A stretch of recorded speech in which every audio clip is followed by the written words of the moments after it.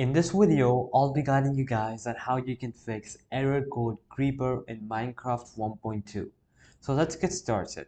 Now we're going to look at various steps you could do to fix this issue, and the first one we have is a very basic one, which is check your internet connection. Alright, so first we're going to talk about stability. Ensure that you have a stable internet connection without frequent drops or slowdowns. The next one is firewall. Temporarily disable your firewall to see if it's blocking Minecraft. If so, configure it to allow the game.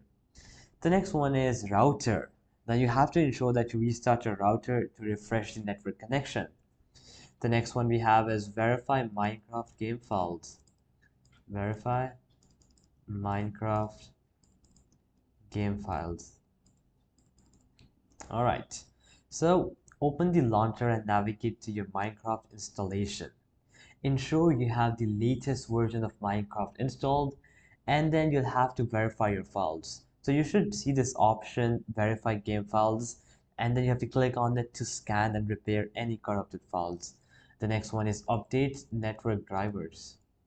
Update network drivers. So check for and install the latest network driver updates from your computer manufacturer's website. The next one is disable VPN or proxy.